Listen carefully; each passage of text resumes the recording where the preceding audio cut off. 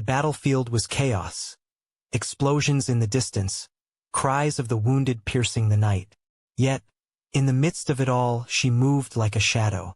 No words, no orders, only silence. One by one, she dragged soldiers out of death's reach, her quiet determination defying the noise of war. She wasn't a commander, nor a fighter, just a medic. But that night, her silence saved them all. The night sky was torn apart by fire. Mortar shells lit up the horizon, sending shockwaves through the earth as if the ground itself trembled in fear. The air was thick with smoke, dust, and the sharp sting of burning metal. Soldiers screamed for medics, cried out for help, and clutched wounds that would not stop bleeding. Amid the chaos, confusion reigned. Radio signals jammed, orders lost in the deafening thunder of artillery. And then there was her. To anyone watching, she looked unremarkable. A medic, small-framed, carrying only a pack of supplies. She had no weapon, no commanding voice, no authority. But in that night of fire and steel, she carried something more powerful, resolve. Where others hesitated, she stepped forward. Where noise ruled, she embraced silence. The battle had erupted without warning. Enemy forces had pushed further than expected, overwhelming the front line. Soldiers who had moments ago joked in whispers now fought desperately for survival. The medic, her name whispered only in fragments later, found herself at the edge of it all. She was not trained to lead men into combat, but she was trained to save lives. And on that night, that was all that mattered. The ground shook as another explosion tore through the nearby trench. Shrapnel sliced through the air, striking down 2 soldiers instantly. Cries of "Medic! Medic!" rose above the chaos. She looked toward the voices but didn't answer. Not because she didn't care, but because she had chosen silence. Silence was survival. Silence meant she could move unnoticed. Silence meant she could save them without drawing fire. With steady breaths, she slid from cover, crawling across the dirt.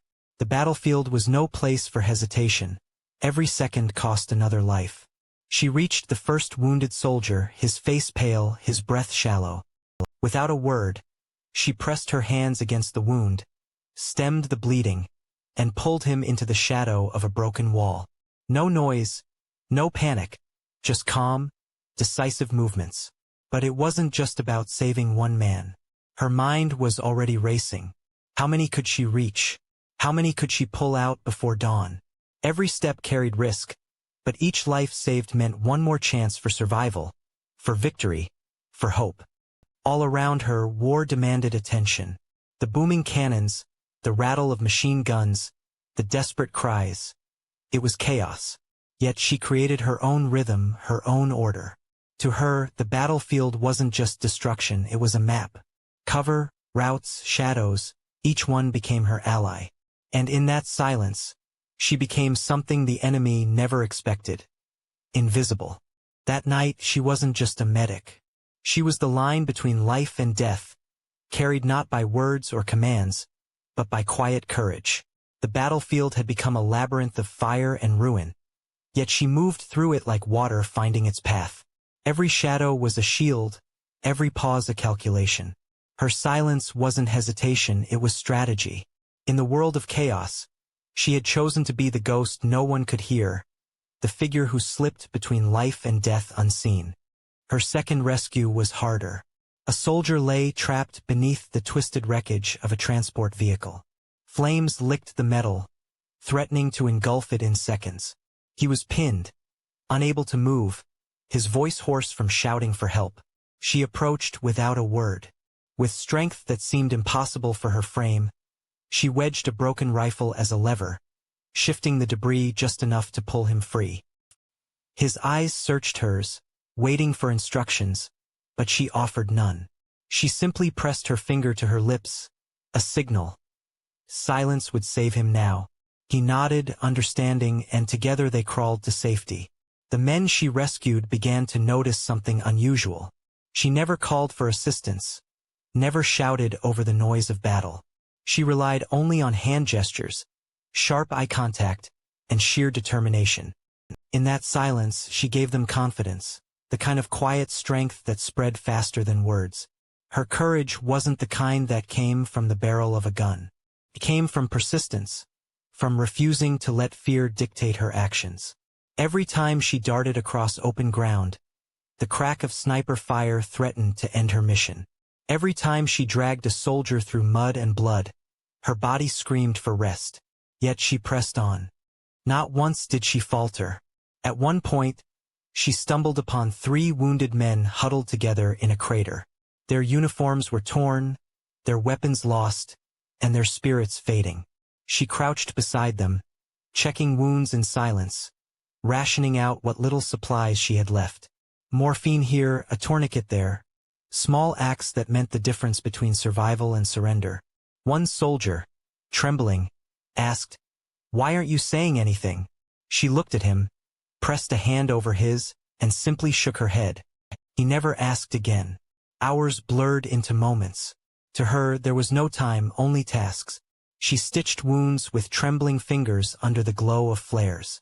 She carried men twice her weight through trenches filling with rain and blood. She marked safe routes in her mind, memorizing where enemy fire hit hardest, and used that knowledge to slip back and forth like a shadow in motion. By the time the moon dipped low, whispers began spreading among the survivors. "Someone's out there pulling us back." They didn't know who, they didn't know how, but the men who returned alive carried the same memory. A medic's steady eyes, her silent gestures, and the feeling that, even in hell, someone refused to give up on them. She had become their quiet anchor, the reason they still clung to hope. And she wasn't finished yet. When the sun finally began to rise, the battlefield looked nothing like it had the night before. Smoke drifted lazily across charred ground, the thunder of artillery replaced by the distant hum of retreating engines. The storm of war had passed, leaving only its scars. Bodies lay where they had fallen, weapons scattered like broken promises. Yet, among the silence of the aftermath, life still stirred, because of her. One by one, the soldiers realized what had happened. Men who should have bled out in the dark were alive. Soldiers who had been trapped, pinned, or left for dead were now bandaged and safe, hidden away until morning light revealed them. Each of them carried the same story, rescued in silence, guided by a medic who asked nothing in return. At first, they whispered among themselves. "She came out of nowhere. She didn't say a word.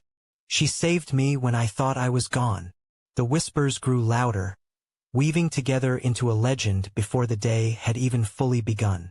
For many, the medic was no longer just one of them. She was something greater.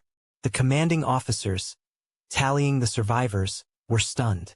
By all accounts, far fewer should have lived through the night. Yet dozens of soldiers were pulled back from the brink. When they asked how, the men only pointed to her. But she didn't stand tall, didn't seek recognition. Instead, she sat quietly by a wounded soldier, changing his bandages with the same calm focus she'd shown all night. When an officer finally approached, commending her, she shook her head. She didn't want medals or titles. She didn't even want her name remembered. All she wanted was for those men to live, for their families to see them return home. Her silence was not just a tactic, it was a vow. She had not spoken because the battlefield did not need words. It needed action. Yet silence has a way of echoing louder than sound. The soldiers she saved carried her story long after the war moved on. Around campfires, in whispered conversations, and eventually in official reports, her quiet heroism became something unshakable. They called her the silent rescuer. Some swore she was more ghost than human, appearing and vanishing in the chaos. Others insisted she had been guided by something greater. But she knew the truth. She had simply done her duty, not with grand speeches or dramatic gestures, but with steady hands and an unbreakable will. Years later, when those soldiers told their families about the night they should have died, they always spoke of her.